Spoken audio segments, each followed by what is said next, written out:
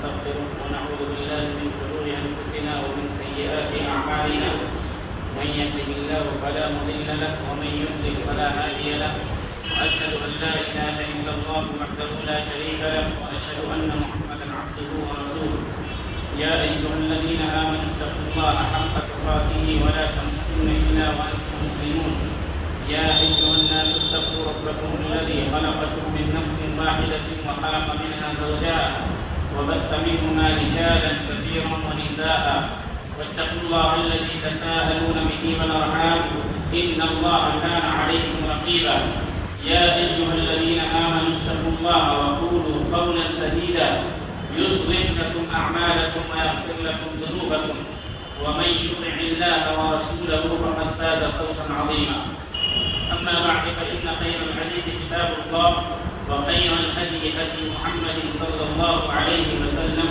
وشر الأمور محدثاتها وكل محدثة بدعة وكل بدعة ضلالة وكل ضلالة في النار. ہر قسم کی حمد و ثنا تعریف و توصیف اللہ رب العزت کے لیے لائق و زیبا ہے اور بے شمار درود و سلام ہو نبی اکرم صلی اللہ علیہ وسلم. آج کے موضوع کا یا عنوان کا اعلان کیا جا چکا ہے کہ دین سے دوری کے کیا اسباب ہیں، کیا وجوہات ہیں اور ان کا حل کیا ہے، ان کا علاج کیا ہے. محترم سامعین، نیکی کی جو توفیق ملتی ہے یہ اللہ رب العالمین آپ سے خوش ہے تو وہ نیکی کی توفیق دیتا ہے. اب جیسے دیکھیں ہم لوگ مسجد کے اندر بیٹھے ہیں. مسجد اللہ کا گھر ہے جہاں پر صرف فرشتے آتے ہیں یا وہ لوگ آتے ہیں جو اللہ کی خوشی چاہتے ہیں، اللہ کو خوش کرنا چاہتے ہیں یا جنہیں جنت کی تلاش ہو. شیطان کا یہاں پر دخل نہیں ہے. فرشتوں کی جگہ ہے، مومنین کی جگہ ہے، نیک لوگوں کی جگہ. اگر ایسی جگہ پر قرآن پڑھا جائے، قرآن کی تفسیر کیا جائے، ذکر و اذکار یعنی اللہ کو یاد کیا جائے، اللہ کے بارے میں بتایا جائے، تو ایسی مجلس کی عظمت اللہ کی نگاہ میں بہت بڑھ جاتی ہے. ایک حدیث ہے، معاویہ رضی اللہ عنہ نے کہا کہ نبی کریم صلی اللہ علیہ وسلم ایک مرتبہ مسجد میں یعنی مسجد نبوی میں داخل ہوئے. لوگوں کو دیکھا کہ بیٹھے ہوئے ہیں، آپس میں کچھ گفتگو کر رہے ہیں. تو نبی صلی اللہ علیہ وسلم نے پوچھا کہ تم لوگ کیوں بیٹھے ہیں؟ کہا ہم اللہ رب العالمین کو یاد کر رہے ہیں یعنی کتاب اللہ سنت رسول پر گفتگو کر رہے ہیں. تو نبی کریم صلی اللہ علیہ وسلم نے اسے قسم کھلوایا کہ قسم کھاؤ کیا تم اسی لیے بیٹھے ہو؟ تو سبھی نے کہا ہاں اللہ کی قسم، ہم صرف اللہ کو یاد کرنے کے لیے بیٹھے ہو. تو نبی کریم صلی اللہ علیہ وسلم نے فرمایا کہ ابھی ابھی میرے پاس جبریل آئے تھے اور انہوں نے کہا کہ اللہ نے مجھے بھیجا ہے کہ میں آپ کو جا کر کے بتا دوں کہ اے نبی صلی اللہ علیہ وسلم آپ لوگوں کو بتائیے کہ اللہ رب العالمین اللہ کا ذکر کرنے والوں کے اوپر فرشتوں کے درمیان فخر کر رہا ہے.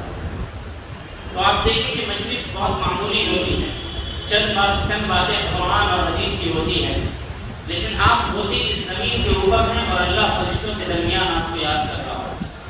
چنانچہ صحیح مسلم کی روایت ہے، نبی کریم صلی اللہ علیہ وسلم نے فرمایا مجتمع قوم فی بیت من بیوت اللہ.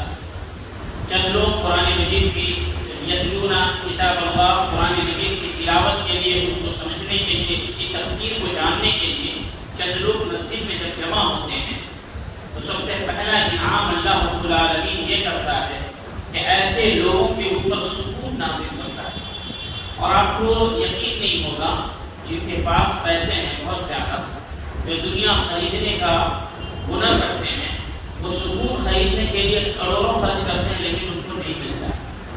الا بذکر اللہ تطمئن القلوب، سکون کا مالک اللہ ہے. جب آپ اس کو یاد کریں گے تو سکون نازل ہوگا. تو اللہ نبی صلی اللہ علیہ وسلم نے فرمایا کہ پہلا انعام ایسی مجلس پر یہ ہوتا ہے کہ نزلت علیہم السکینہ، اللہ رب العالمین سکون کو نازل ہوتا ہے. اس کے بعد اللہ فرشتوں کو بھیجتا ہے کہ جاؤ ایسی مجلس کے اندر، اور فرشتے اپنے پروں سے گھیر لیتے ہیں. فرشتے اپنے پروں سے گھیر لیتے ہیں. فرشتوں کا ایک ایک پر جو ہوتا ہے پوری آدھی دنیا کو گھیر لیتا ہے. اور فرشتے کے جو پر ہوتے ہیں ان سے یاقوت جواہر موتی، یہ نبی صلی اللہ علیہ وسلم نے فرمایا وہ گر رہے ہوتے ہیں، اور فرشتے وہ ہوتے ہیں جو کبھی اللہ کی نافرمانی کرنے والے نہیں ہوتے۔ ہم جیسے نافرمان جب کتاب اللہ پڑھنے اور اس کو سمجھنے کے لیے جمع ہوتے ہیں تو اللہ فرشتوں کو بھیج کر کے عزت کرواتا ہے کہ جا کر کے انہیں اپنے پروں سے ہوئے۔ اتنا ہی اس کے بعد غشیتہم الرحمہ، اللہ کی رحمت ایسی مجلس پر نازل ہوتی ہے۔ اور اس سے بھی بڑا انعام یہ ہے کہ نبی کریم صلی اللہ علیہ وسلم نے فرمایا وَذَكَرَهُمُ اللَّهُ فِي مَنْ عِندَهُ، کہ اللہ رب العالمین ان تمام لوگوں کا جو ایسی مجلس میں شریک ہوتے ہیں اپنے فرشتوں کو جمع کر کے ان کے پاس ان کا ذکر کرتے ہیں۔ تو آپ سوچیں کہ کلکتے کی کوئی بڑی شخصیت، مان لیجیے پرائم منسٹر ہو، چیف منسٹر ہو، اگر اپنے لوگوں کے درمیان آپ کا نام لے کر کے تذکرہ کریں تو آپ کے لیے کتنے فخر کی اور خوش نصیبی کی بات ہوگی، آپ اپنے آپ کو بہت اچھا سمجھیں۔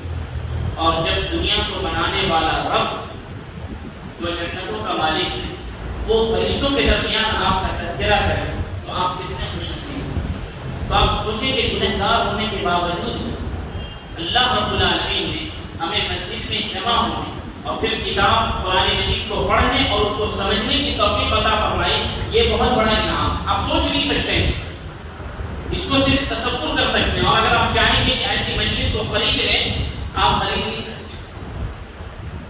آپ کتنا بھی پیسہ خرچ کر دیں کہ اللہ آپ کو یاد کرے نہیں یاد کرے، فَاذْكُرُونِي أَذْكُرْكُمْ، یہ شرط ہے کہ تم مجھے یاد کرو میں تمہیں یاد کروں۔ فرشتے آ جائیں آپ کے گھروں میں، آپ کی عزت کریں، پوری دنیا بیچ کر کے بھی خرچ کر دیں گے ہم، فرشتے نہیں آئیں گے آپ کے پاس۔ لیکن وہ چند قدم جو چل کر کے آپ مسجد کو آتے ہیں اور اس قسم کی مجالس میں جہاں قرآن حدیث کی گفتگو ہوتی ہے آپ شریک ہوتے ہیں تو وہاں پر اللہ فرشتوں کو بھیجتا ہے، اور پھر آپ لوگ جتنے لوگ شریک ہیں ان کا تذکرہ اللہ فرشتوں کے درمیان بھی کرتا ہے۔ تو آپ کے ساتھ بھی فرشتے ہیں اور آپ کا تذکرہ بھی اللہ رب العالمین فرشتوں کے درمیان کرتا ہے۔ تو جب جہاں جہاں اس قسم کی مجلس ہو اور آپ فرصت میں بھی ہوں، کسی قسم کی کوئی مشغولیت نہ ہو، تو وہاں پر شرکت کریں۔ کیا پتہ صرف شرکت ہی آپ کے لیے نجات کا ذریعہ بن جائے کہ آپ کا رب آپ کو یاد کرے۔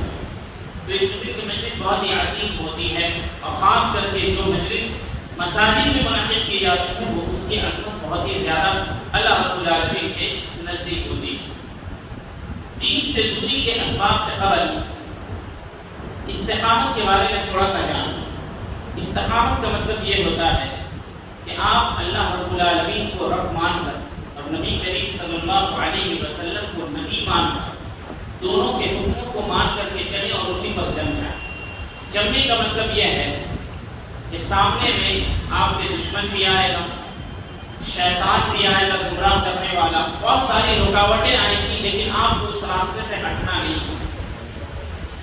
کبھی دشمنی کے شکار ہو جائیں گے، کبھی ایسا ہوگا کہ اللہ رب العالمین آپ کو آپ کا مان لے گا، کبھی آپ کی آل اولاد اسلام کے راستے پر چلتے ہوئے ختم ہو جائیں گے، بہت پریشانیوں میں مبتلا ہو جائیں گے، حالانکہ آپ نمازی بھی ہوں گے، روزہ دار بھی ہوں گے، لیکن اللہ چونکہ آزماتا ہے تو آپ کی آزمائش کرے، آپ کو آزمائش میں ڈالے گا کہ آپ حقیقی طور پر مومن ہے کہ نہیں۔ جیسے ہر جگہ پر آزمائش ہوتی ہے، ایگزام کیوں ہوتا ہے؟ پتہ کرنے کے لیے کہ پڑھنے والا اچھا پڑھتا ہے کہ نہیں، نمبر کیوں دیے جاتے ہیں تاکہ پتہ چلے کہ کون صحیح سے پڑھتا ہے کون نہیں پڑھتا۔ تو ویسے ہی اللہ رب العالمین ہر کسی کے ایمان کا امتحان لیتا ہے۔ کبھی اللہ نے جیسے قرآن مجید میں کہا وَلَنَبْلُوَنَّكُمْ بِشَيْءٍ مِّنَ الْخَوْفِ، کبھی ڈرا کر کے کوئی آپ کو ڈرائے گا یا پورے معاشرے میں ڈر پیدا ہو جائے گا، جیسا کہ آج کل ہے مسلمان رہنے سے آدمی ڈرتا ہے کہ ہم کو کوئی مسلمان نہ سمجھ لے، بس معاشرے میں وَلَنَبْلُوَنَّكُمْ بِشَيْءٍ مِّنَ الْخَوْفِ وَالْجُوعِ، کبھی ایسا ہو سکتا ہے کہ اللہ آپ کو بھوک میں ڈال دے، جس طریقے سے آپ دیکھیں شیب ابی طالب میں صحابہ کرام بھوکے تھے جس کا ذکر پچھلے ہفتے آیا۔ وَلَنَبْلُوَنَّكُمْ بِشَيْءٍ مِّنَ الْخَوْفِ وَالْجُوعِ وَنَقْصٍ مِّنَ الْأَمْوَالِ، کبھی ایسا ہوگا کہ آپ کی لاکھوں کی نوکری اللہ رب العالمین اچانک اس کو ختم کر دے گا، آپ 20,000 25,000 پر آ جائیں۔ وہاں پر یہ آزمائش ہوتی ہے کہ آپ کا دل جو مطمئن تھا اللہ رب العالمین کے رب ہونے پر کہیں اس میں تو تزلزل پیدا نہیں ہوا نا۔ یہاں پر اگر آپ ایمان پر ثابت قدم ہیں تو اللہ رب العالمین مزید عطا کرے گا۔ دیکھیں ایوب علیہ السلام کو کہ ان کے پاس پوری چیزیں تھی، ہر چیز موجود تھی، دولت تھی، بچے تھے، لیکن اللہ رب العالمین نے ان کو آزمانے کے لیے بچوں کو بھی چھینا، دولت کو بھی چھینا، تمام لوگوں سے الگ کر دیا، پھر بھی وہ قائم رہے کہ اسی نے لے لیا، اس میں میرا کیا کرنا، اسی سے جڑے رہیں گے پھر ادا کریں۔ تو جب یہ اسی کو کہتے ہیں استقامت، کہ آپ کو دنیا کی کوئی بھی تکلیف پہنچے آپ کو رب کو نہیں چھوڑنا، کیونکہ کوئی بھی تکلیف کو دور کرنے والا اللہ رب العالمین ہے۔ اور ہمیشہ ایک بات دھیان میں رکھیں کہ دنیا کے اندر جو بھی نقصانات ہوتے ہیں، آپ سوچیں کیا نبی صلی اللہ علیہ وسلم کے بیٹے نہیں مرے؟ ان کے بیٹے نے ان کے ہاتھ میں دم توڑا، ابراہیم رضی اللہ عنہ، انہوں نے ان کے ہاتھ میں دم توڑا۔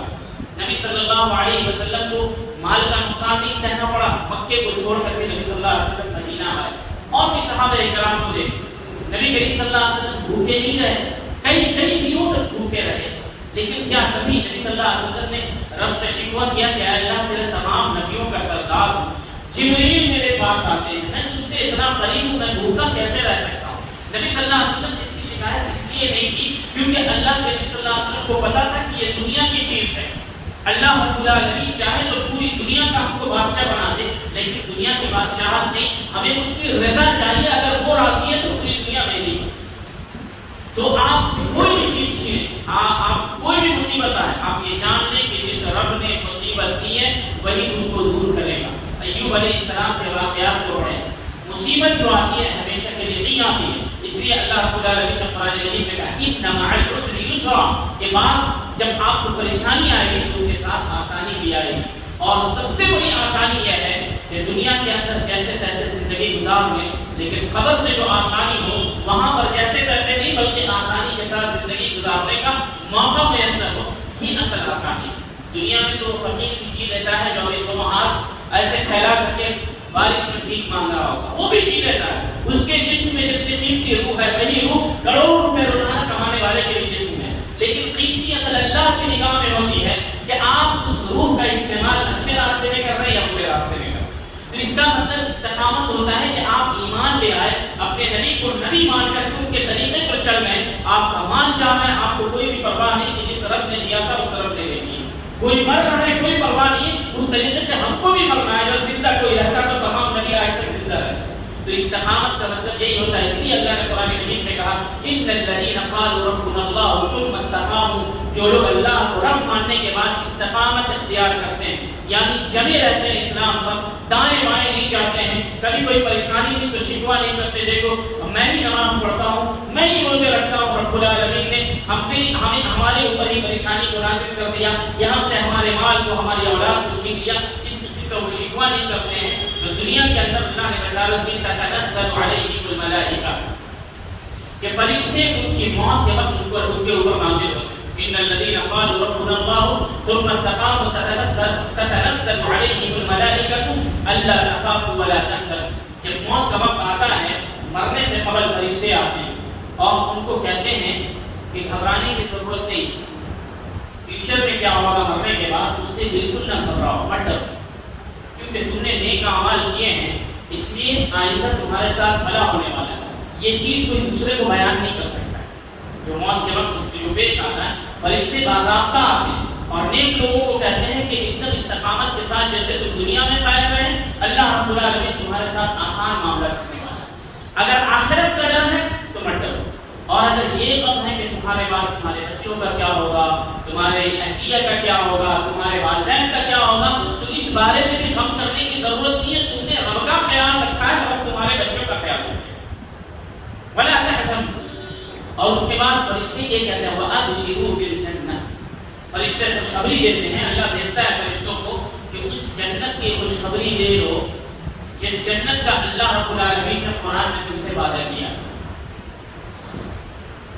نحن اولیاؤکم فی الحیاۃ الدنیا، دنیا کے اندر جب تم نیکی کر رہے تھے تو ہم تمہارے دوست تھے، جہاں تم بھٹکنے کی کوشش کرتے تھے یا شیطان تم کو بھٹکاتا تھا، ہم آ کر کے تمہاری رہنمائی کرتے تھے، تو ہم تمہارا ساتھ دنیا میں چھوڑنے والے نہیں ہیں۔ نحن اولیاؤکم فی الحیاۃ الدنیا وفی الآخرہ، آخرت میں بھی ہم ساتھ رہیں گے، رب کے پاس تک چلیں گے۔ وَلَكُمْ فِيهَا مَا تَشْتَهِي أَنفُسُكُمْ، یہ جنت جو تمہیں ملے گی، اس جنت کے اندر ہر وہ چیز جو تمہاری خواہش ہوگی۔ دنیا کے اندر انسان جتنا بڑا بھی مالدار بن جائے اس کی خواہش کی تکمیل نہیں ہو سکتی، جتنا بڑا بھی بن جائے کوئی نہ کوئی ایسی خواہش رہے گی جو آپ کی ادھوری رہ جائے گی، آپ مکمل نہیں کر سکتے۔ لیکن جنت میں مالدار بننے کی ضرورت نہیں، آپ کا ایمان جتنا عظیم ہوگا، جنت میں صرف سوچیں گے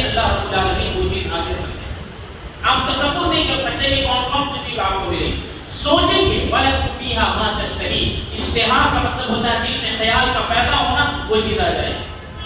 اور اتنا ہی نزلا من غفور رحیم، آپ مہمان ہوں گے اور رب العالمین آپ کی مہمان نوازی میں رہیں گے. اگر دنیا کا کوئی عظیم شخص، بہترین شخص آپ کو اپنے گھر میں بلائے تو آپ کتنا خوش نصیب سمجھتے ہیں کہ دیکھو فلاں شخص نے ہم کو دعوت دی.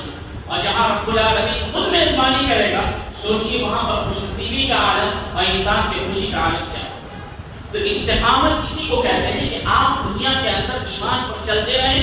بہت ساری پریشانی آئے گی، مصیبتیں آئیں گی. پہاڑوں کو آپ نے دیکھا ہے، پہاڑ ہر کسی کا پہاڑ آپ دیکھیں گے کہ وہ اپنی جگہ کھڑا رہتا ہے. اس کے اوپر طوفان بھی آتا ہے، بجلی بھی گرتی ہے، بارش بھی ہوتی، اسے توڑا بھی جاتا ہے، لیکن وہ اپنی جگہ پر کھڑا رہتا ہے.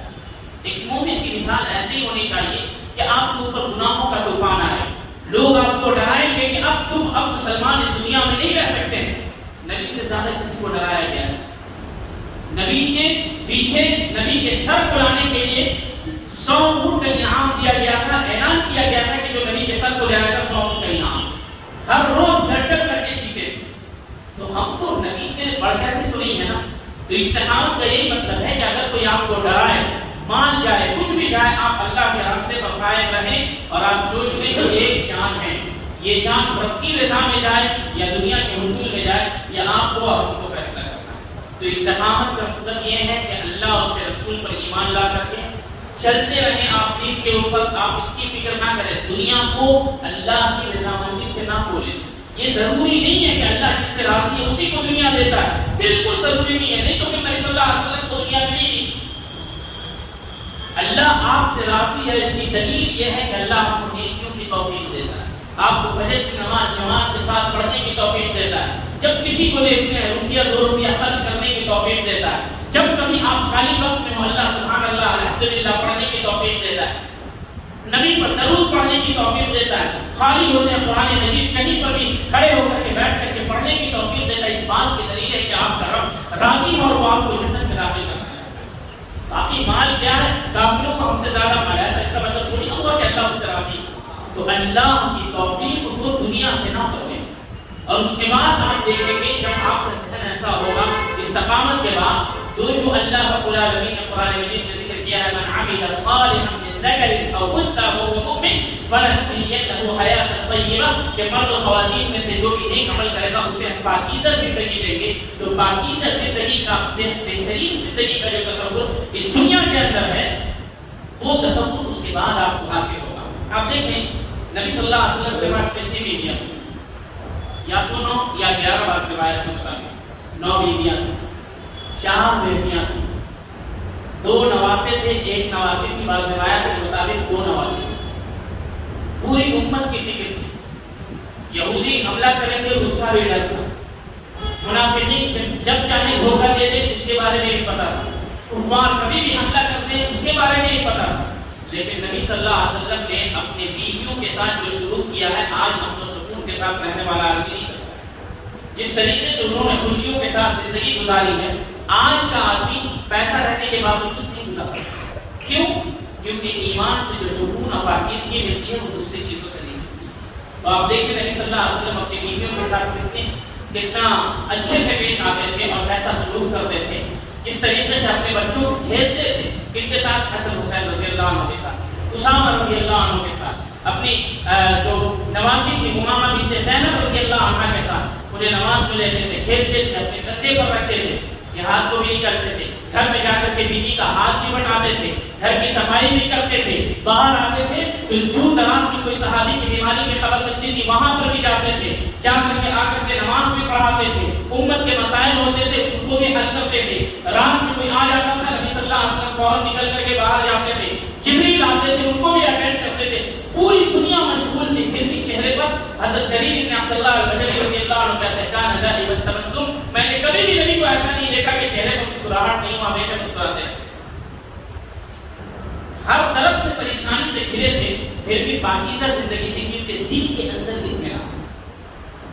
تو استقامت جب ہوتی ہے تو استقامت کے بعد اللہ رب العالمین جو دیتا ہے سکون، اطمینان، پاکیزگی، وہ اس کو بیان نہیں کیا جا سکتا، صرف اس کا احساس کیا جا سکتا ہے.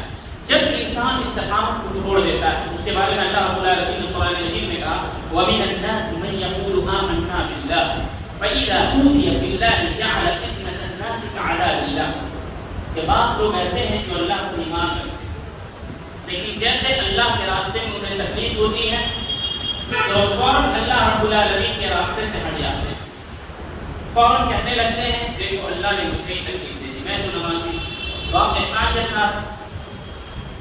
اب دو آدمی ہیں، دو آدمی میں سے کسی ایک کو آپ اپنا امانت دار بنانا چاہتے ہیں اور دونوں اچھا کام کرو تو امانت داری کے لیے ضروری ہے کہ اس کا امتحان لیا جائے۔ تو جب امتحان لیا جاتا ہے تو دوسرا آدمی کہے گا میرے اوپر آپ کو شک ہے اس لیے امتحان لے رہے ہیں، اب اس پہلا آدمی اگر امتحان دے کر کے کامیاب ہو گیا تو آپ کس کو اپنی امانت سونپیں گے؟ یقیناً جو کامیاب ہو گیا۔ آپ تردد نہ کریں ایمان میں، اگر آپ استقامت سے قائم ہیں اللہ اس کے رسول کے راستے پر تو یقین جانے کہ اللہ رب العالمین ایمان کی امانت آپ کے سینے میں ہی سونپے۔ تو اللہ رب العالمین نے قرآن مجید میں کہا، سورہ فاطر کی آیت ہے ام حسب الناس ان يتركوا ان يقولوا آمنا وهم لا يفتنون، کیا لوگ یہ سمجھتے ہیں کہ صرف لا الہ الا اللہ کہہ دینے سے اللہ رب العالمین چھوڑ دے گا، آزمایا نہیں جائے گا؟ پہلے لوگوں کو آزمایا گیا ہے اور ایسی آزمائش میں ڈالا گیا ہے کہ بعض نبیوں کو بیچ سے چیر دیا گیا، لوہے کی کنگھیوں سے سر پر کنگھیاں کی گئی، کتنے انبیاء کرام کو قتل کیا گیا صرف آزمائش میں۔ آپ ان سب کو چھوڑیں، ابراہیم علیہ السلام کو کیسی آزمائش ملی پتہ ہے؟ 100 سال تک اللہ رب العالمین سے دعا کرتے رہے اللہ نے ایک بیٹا دے دے، اور بعض روایات کے مطابق 80 سال کرتے رہے اے اللہ دے دے۔ کون ہے؟ ابراہیم علیہ السلام اللہ کے جگری دوست اپنے دوست کو فوراً کام آتا ہے، لیکن یہاں پر ابراہیم علیہ السلام کے صبر کا امتحان کرتے رہے دعا۔ 80 سال میں کبھی ایسا نہیں ہوا کہ انہوں نے دعا چھوڑ دی، کیونکہ انہیں پتا تھا کہ اللہ جب بہتر سمجھتا ہے تب قبول کرتا ہے۔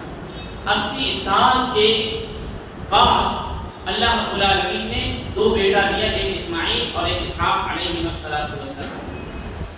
جیسے ہی بیٹا ہوا تو اللہ رب العالمین نے ایک دوسرا امتحان لیا، اتنے دنوں کے بعد بیٹا ہوا ہے تو بیٹے کی محبت نے بڑھاپے میں زیادہ گرفتار کی یا اللہ کی محبت زیادہ؟ کہا بچے کو دودھ دیتے بچے کو ایسی جگہ چھوڑ دو جہاں پر نہ پیڑ پودے ہوں نہ پانی ہو، کچھ بھی نہیں۔ اگر اللہ چاہتا تو کسی ایسی جگہ پر چھوڑنے کا حکم دیتا جہاں پر پودے ہوں، جہاں پر لوگ رہتے ہوں، نہیں۔ امتحان لینے کے لیے اس دل میں کس کی محبت ہے، ایسی جگہ چھوڑ۔ جب بڑا ہوا 10 سال کا کھیلنے والا یا اس سے کم یا اس سے زیادہ مفسرین کی رائے کے مطابق تو اللہ نے کہا اسے ذبح کر۔ ذبح کرنے کا مطلب یہ نہیں تھا کہ جا کر کے حقیقی طور پر ذبح کر دو، لیکن یہ حکم اور انہوں نے خواب میں دیکھا، جا کر کے اپنے بیٹے کو ذبح کرنے کے لیے دکھایا تو اللہ رب العالمین نے کامیابی کا اعلان کیا، کہا کہ وَفَدَيْنَاهُ بِذِبْحٍ عَظِيمٍ قَدْ صَدَّقْتَ رُؤْيَا، اے ابراہیم آپ نے خواب کو سچ کر دکھایا، إِنَّ هَذَا لَهُوَ الْبَلَاءُ الْمُبِينُ، یہ آپ کی آزمائش تھی جس کے اندر آپ کامیاب۔ تو آپ سوچیں کہ ایک نبی کو اتنا زیادہ آزمایا گیا، پھر جا کر کے اللہ رب العالمین کے قریبی بندے بنے۔ ہم کلمہ پڑھ دیتے ہیں، کچھ نیکی نہیں کرتے ہیں اور کہتے ہیں اللہ ہماری سنتا ہے۔ جب ہم اللہ کو نہیں سنیں گے تو اللہ ہماری کیسے سنیں؟ کیا ہم اللہ کی سنتے ہیں؟ حی علی الصلاۃ ہوتی ہے، فجر کی نماز میں کہاں رہتے ہیں؟ پھر دین میں شکایت کرتے ہیں اللہ نہیں سنتا، کیسے سنے گا؟ اللہ نے قرآن میں یہ کہا ان تنصروا اللہ ینصرکم ویثبت اقدامکم، اللہ کی مدد کرو گے تو اللہ تمہاری مدد کرے گا۔ دنیا کے اندر کیا ہے؟ آپ دیجیے تو ہم بھی دیں گے، ہم آپ کو تنخواہ دیں گے، آپ میرا کام کیجیے۔ آپ بولیں گے ہم گھر میں بیٹھے رہیں گے کوئی کام نہیں کریں گے، ایسے ہی نہیں کریں گے۔ اور یہ عبادت بھی جو اللہ رب العالمین نے دیا ہے، یہ نہیں کہ اس سے اللہ کی بڑائی میں اضافہ ہوتا ہے، نہیں، یہ آپ کے اور ہمارے فائدے کے لیے کہ اگر ہم ایسا کریں گے تو ہمیں کو کامیابی ملے گی، ورنہ پوری دنیا میں اللہ کا انکار کر دیں، اللہ کی عظمت و بڑائی میں کوئی فرق نہیں ہو سکتا۔ وہ رب ہے، عظیم ہے، ذوالجلال ہے، تھا اور رہے گا، اس کی بڑائی کبریائی بزرگی میں کبھی کوئی فرق نہیں ہو سکتا۔ یہ ہماری اچھائی کے لیے ہے کہ 50 نمازوں کو 5 وقت کا بنا اور 5 کا بنایا لیکن ثواب 50 کا دیتا ہے، نماز کو بھی مختصر بنا دیا، تمام عبادتوں کے اندر سہولت پیدا کی تاکہ ہم رب سے قریب ہو سکیں، اور جو قریب ہونا نہیں چاہے اللہ رب العالمین کو کوئی پرواہ نہیں، اللہ کو کسی کی پرواہ نہیں، ہمیں اللہ کی پرواہ ہونی چاہیے۔ تو یہی اصل چیز ہے، اس لیے نبی کریم صلی اللہ علیہ وسلم نے نبی اکرم صلی اللہ علیہ وسلم سے صحابی نے پوچھا یا رسول اللہ قل لی فی الاسلام قولا لا اسأل عنہ احدا غیرک، کہ ایک بات ایسی بتا دیجئے کہ میں کسی سے کچھ بھی نہیں پوچھوں اس پر عمل کرتا جاؤں۔ تو نبی کریم صلی اللہ علیہ وسلم نے فرمایا قل آمنت باللہ ثم استقم، اللہ پر ایمان لاؤ اور پھر اس پر جم جاؤ دائیں بائیں کے لیے، یعنی اللہ پر ایمان لائے اور اس پر جم جائے۔ اور بار بار میں کہتا ہوں کہ اللہ پر ایمان لانے کا مطلب، دین پر عمل کرنے کا مطلب یہ نہیں کہ تجارت کو پہلے چھوڑ کر کے بیٹھے، اس کا مطلب یہ ہے کہ آپ کی تجارت آپ کو آپ کے رب سے دور نہیں کرے، کیونکہ روزی دینے والا بھی اللہ ہے۔ آپ کی نوکری آپ کو آپ کے رب سے دور نہیں کرے، کیونکہ یہ جو نوکری آپ کو ملی ہے یہ بھی اللہ کی جانب سے ملی، وہ جب چاہے چھین، جب چاہے کلاش بنا دے اور جس کو چاہے امیر بنا دے اور بہت پیسے عطا کر دے۔ یہ تمام چیزیں اللہ کی ہیں۔ جب آپ اللہ کی طرف جائیں گے تو ادھر بھی بڑھوتری ہوگی، اور جب آپ اللہ کی طرف سے ہٹیں گے تو آپ کتنا بھی کمائیں برکت ختم ہو جائے گی۔ تو اصل برکت ہے جس کا احساس ایک مومن ہی کر سکتا ہے۔ تو دین سے دوری کب ہوتی ہے؟ جب آدمی استقامت نہیں اختیار کرتا ہے، نماز پڑھ رہا ہے لیکن ہر وقت کی نماز نہیں پڑھتا، قرآن مجید نہیں پڑھتا ہے، اللہ اور اس کے رسول کے بتلائے ہوئے طریقے پر نہیں چلتا ہے، نبی کی سنتوں پر عمل نہیں کرتا، سنتا ہے کہتا ہے نبی کی سنت لیکن اس کے اوپر عمل نہیں کرتا۔ تو دین سے دوری کے جو اہم اسباب ہے اس میں سب سے بنیادی سبب جو ہے وہ یہی کہ اللہ کے دین سے دوری انسان کے انحراف کا سبب ہے اور اس کی وجہ ہے۔ جب انسان دین سے قریب ہوگا تو یقین جانے کہ وہ اللہ سے قریب ہوگا، اور جب اللہ رب العالمین سے قریب ہوگا تو پھر شاید انسان کیا شیطان بھی اس کا کچھ بھی بگاڑ نہیں سکتا۔ بسا اوقات ایسا ہوتا ہے، دوری کی وجہ یہ ہوتی ہے کہ انسان گناہوں میں ملوث ہے۔ اب جو انسان گناہ کرتا ہے، ایڈکٹ ہو گیا کسی بھی گناہ میں، تو اب اس کو نیکی کرنے میں مزہ نہیں لگتا جب تک کہ وہ گناہ کرے۔ تو ایسا شخص اپنے دل کے اندر رب کا خوف پیدا کرتا ہے، پہلی چیز۔ دوسری چیز اپنے ساتھیوں کو چھوڑے، جو اس کے برے ساتھی ہیں اس کو چھوڑے۔ آپ یقین جانیں آپ جتنے بھی گناہ کے عادی ہیں، جتنے بھی، اگر آپ اپنے ساتھیوں کو چھوڑ کر کے اچھے ساتھی کو اختیار کریں گے 2 سے 3 دنوں کے اندر آپ اپنے اندر تبدیلی پائیں گے، 2 سے 3 دنوں۔ اس لیے نبی کریم صلی اللہ علیہ وسلم نے فرمایا کہ یبعث المرء علی دین خلیلہ، کہ ہر انسان اپنے دوست کے دین پر اٹھایا جائے، یعنی جو آپ کا فرینڈ سرکل ہوگا اسی کے مطابق اللہ آپ کے ساتھ معاملہ کرے گا۔ کہ آپ کے دوست برے ہیں تو اللہ رب العالمین آپ کے ساتھ وہی معاملہ کرے گا، اور اگر اچھے ہیں تو یہ اس بات کی دلیل ہے کہ آپ کی طبیعت اور آپ کا نیچر اچھا ہے، اس لیے آپ نے اچھے لوگوں کی صحبت اختیار کی۔ اس کی مثال آپ دیکھیے کہ آپ سگریٹ پیتے ہیں، آپ اچھے لوگوں کے ساتھ رہیں گے، علماء کے ساتھ رہیں گے، جیسے آپ سگریٹ پیئیں گے علماء فوراً کہیں گے بھائی غلط بات ہے۔ آپ فلم دیکھتے ہیں، آپ ان کے ساتھ رہیں گے، بیٹھے رہیں گے، جیسے کوئی گانا سنیں گے آپ کو کہیں گے غلط بات ہے۔ لیکن جیسے آپ دوسری صحبت میں جائیں گے جن کو کوئی پرواہ نہیں ہے تو آپ گانا سنیں، سگریٹ پئیں، ان کو کوئی بھی فرق نہیں ہے، حالانکہ وہ آپ کا دوست نہیں پیتا پھر بھی اس کو کوئی بھی فرق نہیں پڑے گا۔ تو صحبت بدلنے سے انسان کی زندگی میں بہت فرق پڑتا ہے۔ بلکہ آپ نے بہت ہی سنی ہوگی، صحیح بخاری کی روایت ہے کہ ایک آدمی نے 99 انسان کو قتل کیا۔ بارہا آپ نے سنا ہوگا توبہ کے بارے میں، اور جب اس نے ایک عابد سے پوچھا عبادت گزار سے کیا میری توبہ قبول ہوگی، تو اس کو نہیں پتا تھا، اس لیے آدمی کو عالم سے پوچھنا چاہیے، ہر کسی سے نہیں پوچھنا چاہیے۔ تو اس عابد سے پوچھا میری توبہ قبول ہوگی، اس نے کہا نہیں ہوگی، تو اس نے اس کو بھی قتل کر دیا، 100 کا پورا کر دیا۔ ایک عالم رہتا تھا، کسی نے بتایا وہ عالم تمہارے سوال کا جواب دے سکتا ہے، اس عالم کے پاس گیا بنی اسرائیل کے اندر، تو اس عالم نے کہا تم ہو، تمہارا رب ہے، توبہ ہے، بیچ میں کوئی نہیں ہے، توبہ کرو رب قبول کر دیں۔ تو کہا اس کے لیے کیا کرنا ہوگا؟ کہا کہ گناہ چھوڑ دو، اور جس بستی میں تم رہتے ہو اس بستی میں سب لوگ گنہگار ہیں، اس کو چھوڑ کر کے فلاں بستی کی طرف جاؤ جہاں پر لوگ نیک لوگ ہیں، وہاں پر جاؤ گے، نیک کے ساتھ رہو گے تو نیکی کرو۔ چنانچہ وہ اپنے راہ سے نکلا اس عالم کے کہے کے مطابق، اس امید میں کہ رب اس کے گناہوں کو معاف کرے گا۔ اور دیکھیں توبہ کرنا تو دور کی بات ہے، کوئی اگر سچی توبہ کے بارے میں سوچ لیتا ہے تو اللہ اس کے ساتھ اتنا کرم اور رحم کرتا ہے۔ اس حدیث کو ملاحظہ کریں کہ وہ توبہ کی نیت سے اپنے گاؤں سے نکلا، بری بستی کو چھوڑ کر کے، اور بیچ راستے میں تھا، بلکہ بری بستی سے قریب تھا کہ اس کی موت ہوئی۔ فرشتے آئے، جو اچھی روح کو لینے والے فرشتے آئے، ملک الموت نے روح کھینچا، اور روح کھینچتے ملک الموت، اور اس کے بعد روح کی دو قسمیں ہوتی ہیں، ایک اچھی ایک بری۔ تو اچھی روح کو دوسرے فرشتے لے جاتے ہیں، ملک الموت نے روح نکالا، اچھے کو دیا، اور اچھی روح لے جانے والے فرشتے آئے۔ بری روح ہوتی ہے تو اس کو لے جانے والے فرشتے دوسرے ہوتے ہیں۔ یہ تمام روایتیں ابو داؤد میں موجود ہیں اور دوسری کتابوں میں موجود ہیں۔ تو بری روح والے لے جانے والے فرشتے بھی آ گئے اور اچھی روح لے جانے والے فرشتے آ گئے، دونوں کے درمیان تنازع ہو گیا، لڑائی ہو گئی۔ تو اللہ رب العالمین نے فرشتوں کی ایک تیسری جماعت کو بھیجا کہ جا کر کے فیصلہ کرو۔ فرشتوں کی تیسری جماعت نے فیصلہ کیا کہ یہ انسان جس بستی سے قریب ہوگا اس کو اسی میں شمار کیا جائے۔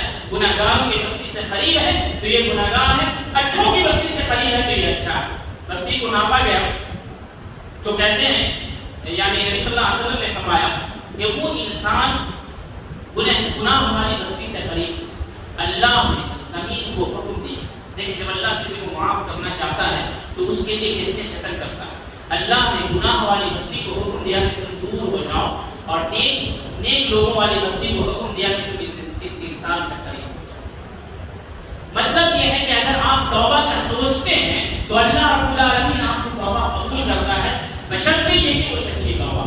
تو جب تک آپ گناہگاروں کو اور گناہ کی جگہ کو اور اپنے ایسے دوستوں کو جو برائی میں ملوث ہیں کو نہیں چھوڑیں گے، آپ کی توبہ کا، آپ کی نیکی کا آپ کے اوپر اثر نہیں۔ تو جب تک آپ گناہ نہیں چھوڑیں گے صراط مستقیم پر قائم نہیں ہو سکتے ہیں۔ اور آج کل قسم کے گناہ ہیں، اگر آپ گناہ تنہائی میں کرتے ہیں تو کوشش کریں کہ سب کے ساتھ، تنہائی کبھی تنہائی نہیں، کیونکہ آپ چاہیں گے تنہائی میں پھر شیطان آئے، تو آپ سب کے ساتھ رہیں گے تو آپ گناہ سے حتی الامکان بچیں گے۔ جیسے تنہائی ہوگی شیطان غالب ہو جائے گا، لیکن اگر اللہ کا خوف بہت زیادہ ہے اور جیسے گناہ کی طرف آپ کے ہاتھ اٹھیں گے، آپ کی نگاہ اٹھے گی، یا آپ کا دماغ جائے گا، فوراً خیال آئے گا، کوئی دیکھے نہ دیکھے، جس رب کے ہاتھ میں میری جان ہے وہ تو دیکھ رہا ہے، گناہ ہاتھوں میں ہوگا یا زبان پر ہوگا اور اللہ رب العالمین روح کو قبض کر لے تو کیا صورت حال ہے۔ اگر اس قسم کا خوف اور شعور انسان کے دل میں بیدار ہو تو گناہ چھوڑنے پر اس کو مجبور کرتی ہے۔ تو جو گناہ جو بھی انسان کرتا ہے، جیسے کوئی انسان گالیاں دیتا ہے، یہ بھی گناہ ہے، اس کو چاہیے کہ اپنی زبان پر کنٹرول کرے اور سوچے۔ اللہ نے قرآن مجید میں کہا ما یلفظ من قول الا لدیہ رقیب عتید، انسان کے منہ سے جو بھی نکلتا ہے فرشتے اسے لکھ دیتے ہیں۔ بولنے سے قبل سوچے کہ اس جملے کے تعلق سے میں اللہ کیا جواب دوں۔ تو ہر ایک چیز کے اندر ایک ایک قدم اٹھا رہا ہے۔ اللہ قرآن مجید میں کہا یوم نختم علی افواہہم وتکلمنا ایدیہم وتشہد ارجلہم بما کانوا یکسبون، کہ قیامت کے دن اللہ منہ پر مہر لگا دے گا اور ہاتھ آپ کی کرتوتوں کی خبر اللہ کو دے گا اور پاؤں آپ کی کرتوتوں کی خبر اللہ رب العالمین کو دے گا۔ تو یہ تمام چیزیں جب ذہن میں رہیں گی تو آپ برائیوں سے دور اور گناہوں سے دور اور اللہ رب العالمین کے قریب ہوں گے۔ اور یہ جان لیں کہ توبہ کرنے کے لیے کوئی شرط نہیں ہے کہ آپ عالم ہوں، آپ نمازی ہوں۔ جب آپ عالم نمازی ہوں گے تو توبہ کا کیا گنہگار ہی اصل توبہ کرے گا۔ تو شیطان ذہن میں بات ڈالتا ہے کہ تم نے اتنا گناہ کیا، کیا سمجھتے ہو اللہ توبہ قبول کر لے گا؟ تم نے اللہ رب العالمین کی جان بوجھ کے نافرمانی کی، تم نے مسجد میں گناہ کیا ہے، تم نے رمضان میں گناہ کیا، یہ سب باتیں وہ آپ کو یاد دلائے گا اور مایوسی دلائے گا۔ تو مایوسی بھی دین سے دوری کا سبب ہے۔ تو مایوسی آپ کے دل میں دلائے گا اور آپ کو بالکل صحیح بات ہے، میں نے شب قدر میں گناہ کیا، میں نے رمضان میں گناہ کیا، جان بوجھ کر کے روزے توڑے، اتنے بڑے بڑے گناہ کیا، اللہ کیسے معاف کرے؟ لیکن جب آپ کسی عالم سے کانٹیکٹ کریں گے تو وہ عالم صرف ایک ہی بات کہے گا، بھائی تم نے اگر شرک بھی کیا ہے اور تمہارے جسم میں روح باقی ہے، سب کی چھوڑو، رب سے جڑ جاؤ، تم ہو، تمہارے اور رب کے درمیان گناہوں کا فاصلہ ہے، توبہ کرو، فاصلے ختم ہوں گے، رب العالمین کے قریب ہو جاؤ۔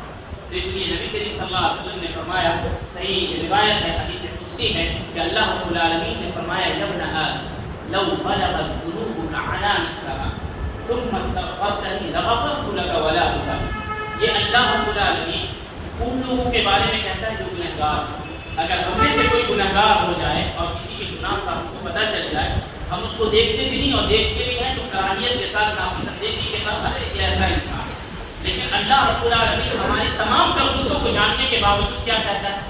اے آدم کے بیٹے. یہ نہیں کہتا ہے کہ اے گنہگار. اللہ کا انداز دیکھیں, نرمی دیکھیں. اللہ کہتا ہے اے آدم کے بیٹے, اگر تم اتنا گناہ کرو کہ صرف تمہارے ایک تنہا انسان کے گناہ سے پوری دنیا بھر جائے, پھر بھی گناہ کرتے جاؤ اور وہ گناہ آسمان کے بادلوں تک پہنچ جائے. ایک انسان اگر اتنا بھی گناہ کرے تو اللہ خود کہتا ہے تم استغفرتنی, اتنا گناہ کرنے کے باوجود بھی اگر تم مجھ سے سچی توبہ کرو گے تو ایک سچی توبہ میں تمہارے تمام گناہوں کو معاف کروں. یہ رب العالمین کی رحمت. جب آپ کو یہ پتا ہوگا تو آپ توبہ سے پیچھے نہیں ہٹیں. ممکن ہے آپ کو شیطان یہ کہے تم نے تو رمضان میں روزانہ توبہ کیا, تم نے فلاں دن توبہ کیا, کل تم نے توبہ کیا, پھر آج وہی گناہ کر رہے ہو. آپ 100 مرتبہ تم نے گناہ کیا, 100 مرتبہ توبہ کیا, کیا سمجھتے ہو تمہیں اللہ رب العالمین معاف کر دے گا؟ تو یہ شیطان کی طرف سے جب بات آئے گی, وسوسہ اور خیال آئے, یا کوئی انسان شیطان کی شکل میں آپ کو بولے, تو آپ فوراً ایک بات کو یاد رکھیں کہ جب تک جسم میں روح ہے تب تک توبہ کرنے کی مدت ہے. آپ 100 مرتبہ نہیں, 1,00,000 مرتبہ گناہ کر کے 1,00,000 مرتبہ توبہ کریں گے, اللہ رب العالمین 1,00,000 مرتبہ آپ کے گناہوں کو معاف کرے گا. توبہ کو قبول. رب کی رحمت کو کسی نے ناپا نہیں ہے کہ کتنی, لیکن یاد رکھیں کہ گناہ اس امید پر کر رہے ہیں کہ توبہ کر لیں گے. یہی اصل مشکل ہے, اس کو تسبیح کہتے ہیں کہ شیطان اخیر مرحلے میں آ کر کے کہتا ہے توبہ کرنے سے تو اللہ معاف کر ہی دے گا, سچی توبہ کرو گے تو آج کرنے کی کیا ضرورت ہے؟ رمضان آ رہا ہے 5-6 مہینے کے بعد, رمضان میں توبہ کرو گے اللہ رب العالمین قبول کر لے گا. اور آپ کو نہیں پتا کہ آپ کے نام اعمال میں آپ کی تقدیر میں آپ کی موت رمضان سے قبل ہے. تو اس لیے توبہ ایک انعام. اگر آپ کے دل میں خیال آیا توبہ کرنے کا تو آپ یہ سمجھ لیں کہ اللہ رب العالمین اتنا بڑا انعام آپ کو دینا چاہتا ہے, فوراً توبہ کریں, اپنے دل کے دروازے کو کھولیں, رب العالمین سے توبہ کریں. تو توبہ ایک ایسی چیز ہے جو آپ کے بلیک بورڈ پر لکھی ہوئی تمام چیزوں کو ایک بار میں مٹا دیتا ہے. بلکہ اللہ نے قرآن مجید میں تو اور بڑے انعام کا اعلان کیا ہے کہ جو سچی توبہ کر کے پھر نیکیوں پر قائم ہوتا ہے فَأُولَٰئِكَ يُبَدِّلُ اللَّهُ حَسَنَاتِهِمْ فَأُولَٰئِكَ يُبَدِّلُ اللَّهُ سَيِّئَاتِهِمْ حَسَنَاتٍ وَكَانَ اللَّهُ غَفُورًا رَحِيمًا. کہ جتنے گناہ ہیں آپ کے, سچی توبہ کی وجہ سے اللہ ان تمام گناہوں کو ثواب میں کنورٹ کر دیتا ہے. اگر کسی نے مان لیجیے 2 کروڑ گناہ کیے لیکن توبہ سچی ہے, پھر نیکی کے راستے پر قائم ہے, وہ جو گناہ ہے ان تمام گناہوں کو اللہ ثواب میں بدل دے گا. اب جو نیکی توبہ کے بعد آپ نیکی کریں گے اس کا ثواب ہے. تو اللہ رب العالمین کی رحمت میں کوئی کمی نہیں ہے. پہلے اس کے راستے پر تو لگے, پھر دیکھیں کہ اللہ رب العالمین رحمتوں کا نزول اور اس کی بارش کیسے کرتا ہے. بہت بنیادی سبب لوگوں کے دین سے دور ہونے کا یہ ہے کہ قرآن اور سنت سے تو دور ہیں, علماء کرام سے بھی دور. ظاہر سی بات ہے, یہ سب باتیں آپ کو کون بتائیں گے؟ جیوگرافی پڑھانے والے تو بتائیں گے, جن کو آپ 50,000 روپے بھی دیں گے ایک ٹیوشن کا تو نہیں بتائیں گے. لیکن فری میں جو لوگ بتاتے ہیں اس سے قریب, جیسے علماء کرام. ابھی آپ اس درس میں آئے, آپ کے دل میں اللہ کی بات, ہماری بات اثر نہیں کرتی. میں نے جو آپ کو حدیث سنائی, جو قرآن کی آیت سنائی, وہ بات آپ کے دل کو چھوئے گی, کیونکہ وہ رب کا کلام, نبی کا کلام ہے, اور نبی کا اور رب کا کلام بابرکت ہوتا ہے, وہ ڈائریکٹ دل پر اترتا ہے. تو جب آپ ایسی مجلس میں آئیں گے, رات میں جائیں گے اور یہ حدیث آپ کے نظروں کے سامنے ہوگی, تو یقیناً آپ توبہ کرنے کو مجبور ہیں. ارے گناہ نہیں کیے پھر بھی توبہ کرنا ہے. نبی صلی اللہ علیہ وسلم دن بھر میں 70 سے 100 مرتبہ توبہ کرتے تھے, حالانکہ اگلے پچھلے تمام گناہ معاف. تو جو علماء سے دور ہوتا ہے وہ شیطان سے زیادہ قریب ہوتا ہے. اور شیطان کا پہلا حربہ یہی ہوتا ہے کہ انسان کو علماء سے سب سے پہلا حربہ, کیونکہ علماء کرام کے ساتھ اگر وہ ہوگا تو علماء کرام کو, جیسے آپ فجر میں نہیں آئے تو میں بولوں گا آپ فجر میں نہیں آئے تو آپ کو یہ ہوگا دیکھو مولانا صاحب نے کہا کل سے آپ آئیں. ظہر میں نہیں آئے, آپ کہاں تھے؟ یعنی عالم جو ہوتا ہے, امام جو ہوتا ہے, وہ آپ کی دیکھ ریکھ کرتا ہے, اپنے بچے سے جیسے پوچھتا ہے کہ تم کہاں تھے اس وقت میں, تم کہاں تھے. تو وہ جب آپ کو ٹوکیں گے تو آپ کو احساس ہوگا نہیں ہم کو نماز میں آنا چاہیے. مولانا صاحب ہمارے بارے میں پوچھتے ہیں, عالم ہمارے بارے میں پوچھتے ہیں. اگر آپ نے ٹخنے سے نیچے کپڑا پہن رکھا ہے کہنے کے لیے تو نبی صلی اللہ علیہ وسلم نے منع فرمایا.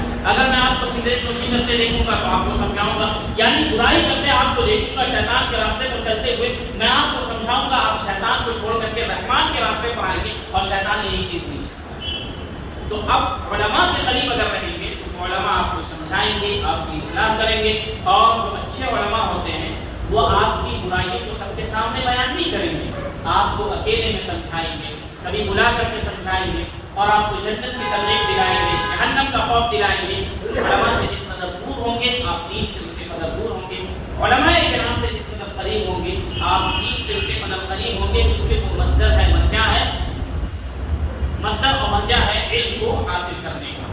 اسی طریقے سے قرآن مجید کو پڑھنا سمجھ کر کے پڑھنا، اور ہماری صورتحال یہ ہے کہ ہم ایک دن میں نیوز پیپر کی کم سے کم ہیڈ لائن تو پڑھ لیتے ہیں، لیکن سورہ فاتحہ بھی تلاوت کی نیت سے نہیں پڑھتے، بس آپ اس کو یہ کہہ سکتے ہیں ٹریڈیشنل وے میں آتے ہیں، نماز میں ہم کھڑے ہوتے ہیں الحمدللہ رب العالمین پڑھتے ہیں، لیکن ہم کو یہ پتہ بھی نہیں ہوتا ہے کیوں آتے ہیں اکثر و بیشتر۔ اس وجہ سے ہماری عبادت کے جو اچھے آثار ہیں ہماری زندگی پر ظاہر نہیں ہیں۔ تو قرآن مجید کو جس قدر آپ سمجھ کر کے پڑھیں گے اسی قدر اللہ رب العالمین کے بارے میں آپ کو پتہ چلے گا، اس کی نعمتوں کے بارے میں پتہ چلے گا۔ اگر کوئی انسان کتاب چھاپے مختصر سی اور کہے، اور جو اچھے لوگ ہیں جن کے اوپر آپ کو یقین وہ یہ کہیں کہ اس کتاب کو جو پڑھے گا وہ 2 سے 4 سال کے اندر دولت مند ہو جائے گا، کیونکہ اس کے اندر دولت کو حاصل کرنے کے بہت سارے ٹرکس ہیں، اور وہ صحیح ہے، اس میں کوئی جعل سازی نہیں ہے، کوئی اس میں دھوکہ دہی نہیں۔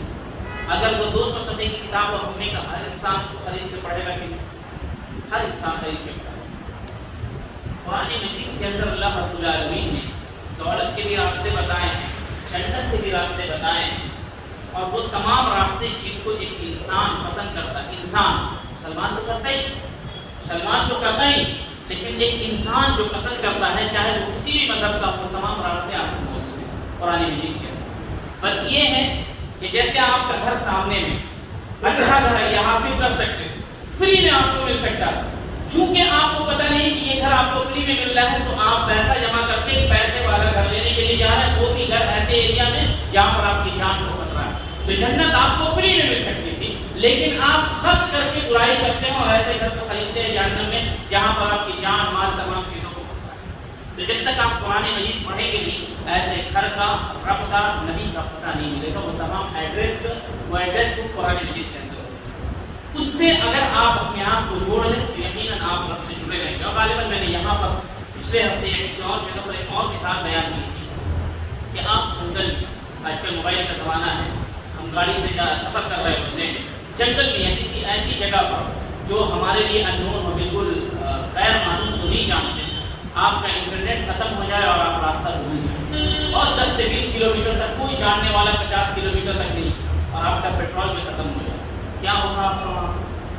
ڈر کے مارے، اور بھی جو انسان کے اوپر مساوس آتے ہیں، اگر آپ کا انٹرنیٹ باقی ہے تو آپ اس کے ذریعے سے نکل سکتے ہیں کہیں نہ کہیں، آپ کو یہ بھی پتہ چل جائے گا پیٹرول پمپ آپ کا کتنا قریب ہے، لوگ کتنے قریب ہیں، کون سی بستی کتنے قریب ہے، تمام چیزوں کے بارے میں پتہ کر سکتے ہیں۔ لیکن اگر وہ ختم ہو جائے تو آپ بالکل بے یار مددگار ہو جائیں گے اور اپنی جان پر آپ کو خوف ہونے لگے۔ آپ سوچیں کہ صرف آپ کا انٹرنیٹ تھوڑی دیر کے لیے ڈسکنیکٹ ہو جاتا ہے تو آپ کو ایسی جگہ پر جہاں پریشان حال ہے تو آپ کو کتنی تکلیف ہوتی ہے، اور جب آپ اتنے دنوں سے رب العالمین سے ڈسکنیکٹ ہیں تمام پریشانیاں تو وہیں سے آتی ہیں۔ اللہ رب العالمین سے جب آپ کا کنیکشن بہت مضبوط ہوگا تو ہی جا کر کے تمام مصیبتوں سے نکلنے کا راستہ ملے گا۔ رب العالمین تمام خوشیوں کے راستے وہیں سے بتاتا ہے۔ قرآن مجید کو پڑھیں اور پڑھ کر کے سمجھیں، اکیلے علماء کرام کے سامنے میں۔ تو سب سے بڑی وجہ جو ہے، یا یہ کہیے بڑی بڑی وجہوں میں سے جو دین سے دوری کا جو سبب ہے، بڑے بڑے اسباب ہیں، ان میں سے ایک سبب علماء کرام کی مجلس سے دوری ہے، علماء کرام سے دوری۔ جس قدر آپ دور ہوں گے اسی قدر دین سے دور ہوں گے، اسی قدر شیطان سے قریب ہوں گے۔ تو یہ 2 سبب تھا، اور بعض علماء نے کہا ہے قرآن مجید کو چھوڑنے کی کئی قسمیں، ایک تو یہ ہے کہ آپ پڑھنا چھوڑیں، ایک تو یہ ہے کہ آپ اس کو سمجھنا چھوڑیں، ایک تو یہ ہے کہ آپ اس کو سننا چھوڑیں، اور چوتھی یہ ہے کہ آپ اس میں غور و فکر کرنا چھوڑیں۔ قرآن کو سب پڑھتے ہیں لیکن پڑھ کر کے سمجھتا کوئی مثال کے طور پر آپ کا کوئی دوست جو مسلمان ہے بہت اچھا ہے، بہت مالدار، اور آپ اس کے مقابلے میں بہت غریب ہیں، وہ دوست آپ کو ایک خط لکھتا ہے، وہ عربی جانتا ہے، آپ عربی نہیں جانتے، خط لکھتا ہے آپ، اور اس میں یہ لکھتا ہے کہ میں نے اپنے گھر والوں کو وصیت کر دی ہے کہ تمہارے نام سے 50 لاکھ روپے وہ رکھ دیں، تم آ کر کے دے جاؤ۔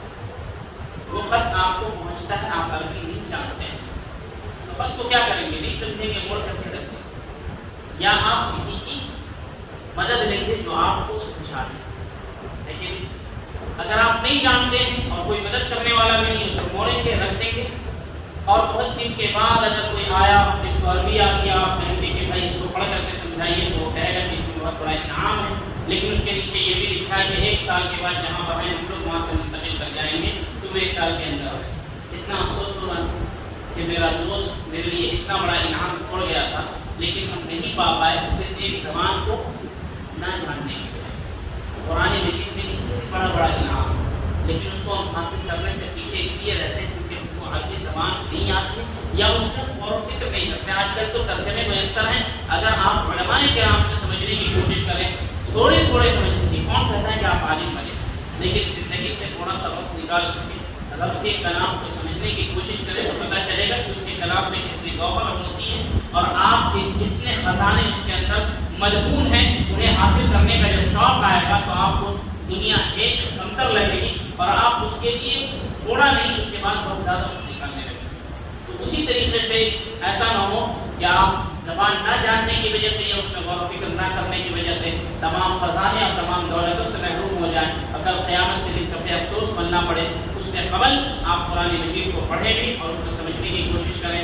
علماء سے جڑے رہیں گے تو پھر قرآن مجید بھی سمجھ میں آئے گی اور دین سے قربت بھی ہوگی۔ قرآن مجید سے شفا بھی ملتی ہے، جیسا کہ پتہ ہے لوگوں نے شفا حاصل کرنا بھی چھوڑ دیا ہے۔ جس قدر قرآن مجید پڑھا جائے گا اس قدر دل کو بھی شفا ملتی ہے اور جسمانی امراض کو بھی شفا حاصل ہوتی ہے۔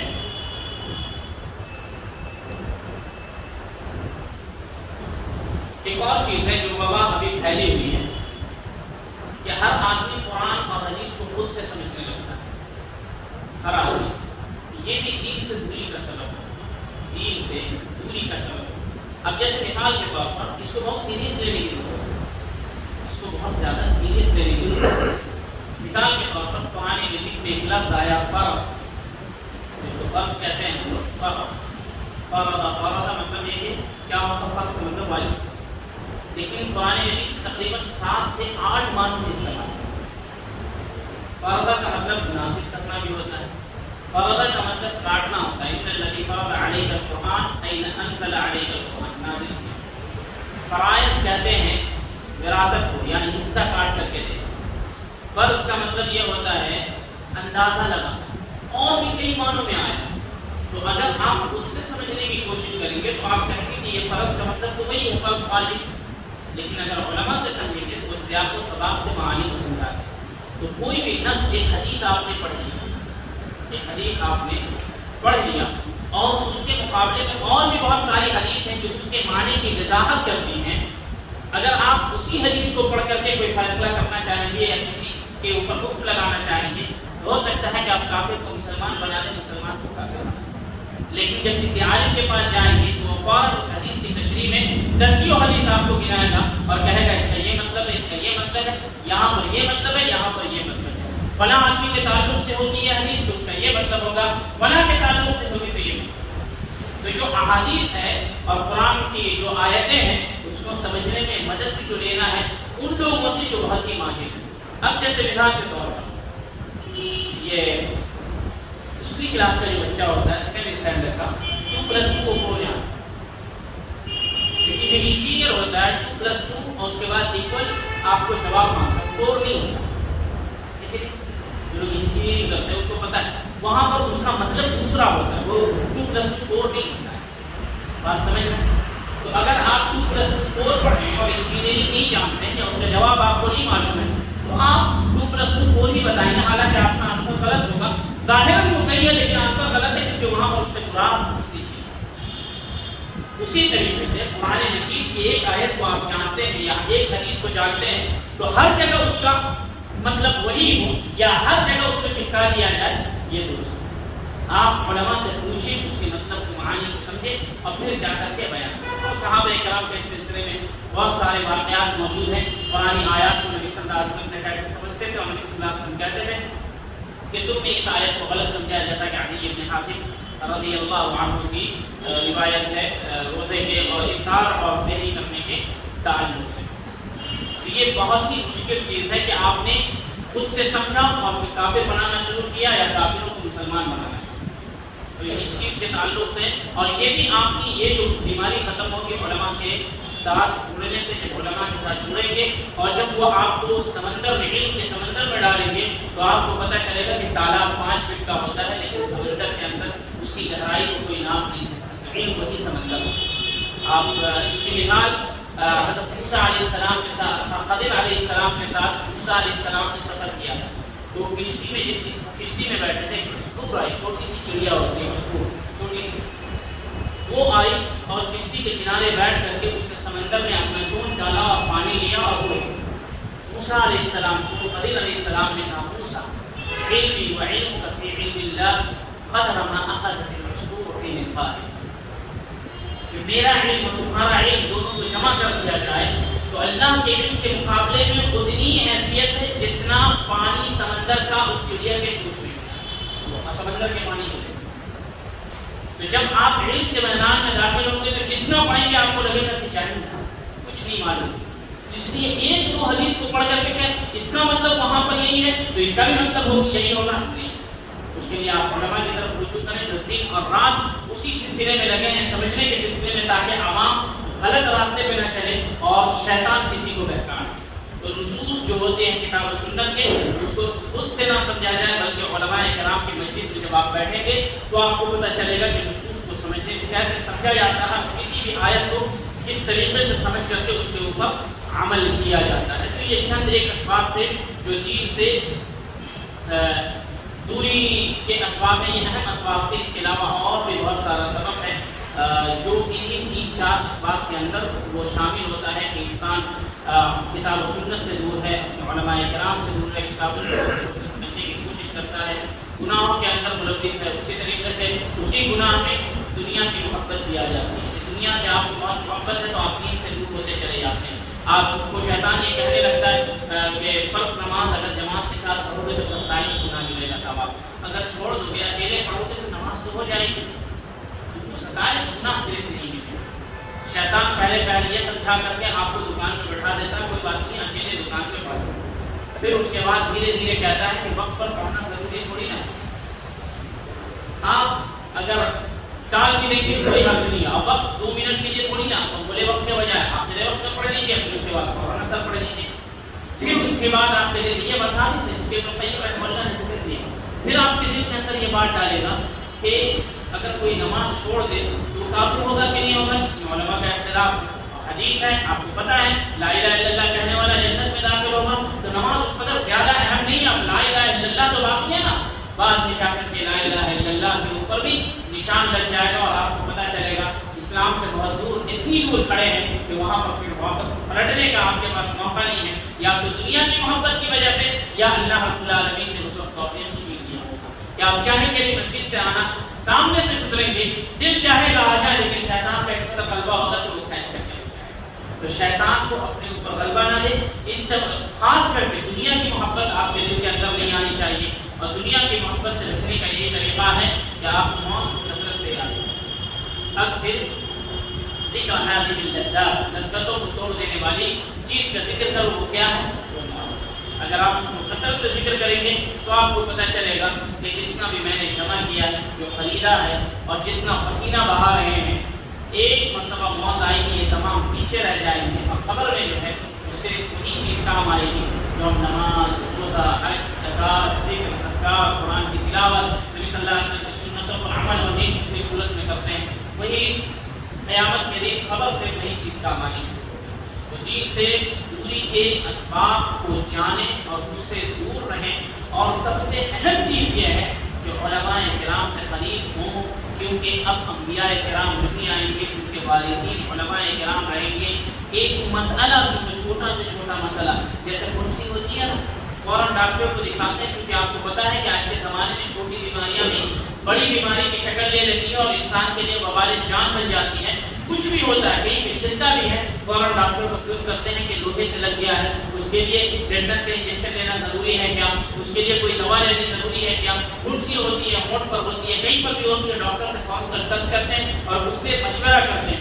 تو آپ کو کوئی بھی مسئلہ نہیں معلوم ہو، ایسا لگے دل میں کوئی کھٹکا ہو کہ پتہ نہیں یہ صحیح ہے کہ نہیں، تو جیسے آپ کے پاس ڈاکٹر موجود ہے، وہ پیسہ لے گا، فون کرنے کا بھی علماء موجود ہے، میرے پیسے کو آپ کو بتا دیں گے، صحیح رہنمائی کر دیں گے۔ تھوڑا سا بھی مسئلہ ہو آپ علماء کرام سے تعلق کریں۔ شیطان ہمیشہ یہ چاہے گا آپ کو کہنا ارے یہ چھوٹی سی بات ہے، نہیں پوچھو گے تو کیا حرج ہے، اللہ تو اتنی سی بات منع کر دیتا ہے، اتنی بات تو معاف کر دیتا ہے، لیکن وہی چھوٹی چھوٹی چیز جمع ہو کر کے بڑی ہو جاتی ہیں اور بعد میں ایسا ہوتا ہے کہ انسان کسی بڑی ہلاکت کا شکار ہو جاتا ہے۔ اللہ ہم سبوں کو نیک سمجھ کی توفیق عطا فرمائے اور ہمیں جو معاشرے کے اندر جو برائیاں ہیں اسے ختم کرے، ہماری لفظوں کو اور خطاؤں کو درگزر کرے، دنیا میں جب تک زندہ رکھے دین و ایمان کے اوپر زندہ رکھے، اور جب ہمیں موت دے تو دین و ایمان کے اوپر موت دے۔ آمین۔ اقول قولی ھذا استغفر اللہ لی ولکم ولسائر المسلمین انہ تعالی جواد کریم ملک بر رؤوف رحیم۔ سبحانک اللہم وبحمدک اشہد ان لا الہ الا انت واستغفرک واتوب